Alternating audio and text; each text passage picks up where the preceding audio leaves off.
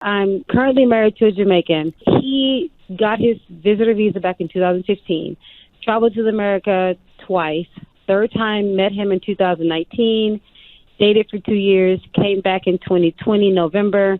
We subsequently didn't want to spend the next few years apart, got married April 2021. He went back to Jamaica. I went back with him for a honeymoon because we did not want to look suspicious. We did not want to look like he came here to marry me. He went back to Jamaica. I went to visit him. I came back. He just came back Friday to visit me. Got stopped through customs.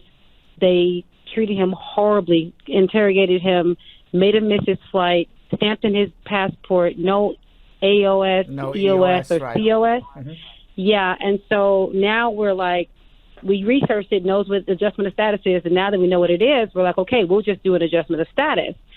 But now we're freaking out, trying to figure out what should we do. His return ticket says October 6th. Mm-hmm. The customs guy was like, we don't want you here. You better leave. Go back on October 6th. So we're trying to figure out, do we do what we're supposed to do, what we were initially going to do, stay 90 days, and then do their AOS? Should he go back on October 6th? But we're scared if he goes back and they won't let him back in because of the stamp.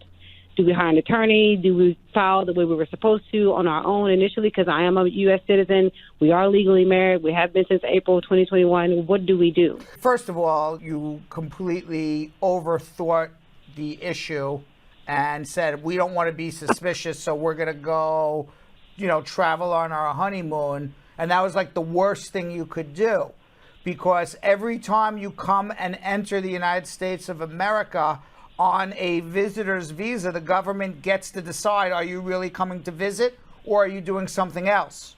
So The biggest mistake you made was going to honeymoon in Jamaica. You should have just stayed here and adjusted status. Now that's water under the bridge already.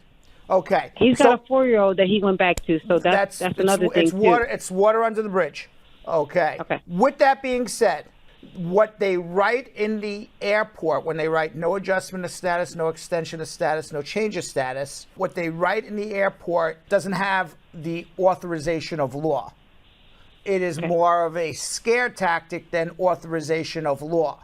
You can still make an application for adjustment of status, and then it would be ultimately up to the immigration officer at your interview whether or not to approve your adjustment of status, trying to figure out what your intent was when he came into the airport. Was his intent to get his green card? Was his intent to visit? Do you need a lawyer? You needed a lawyer from hello.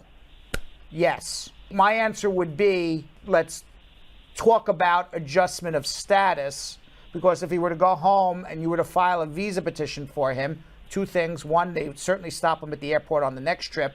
And two, he's going to be waiting 3.5 years to come back. Yes, you need a lawyer. The fact that they wrote no adjustment of status at the airport is not authoritative of whether or not you can or can't. Okay, hold on.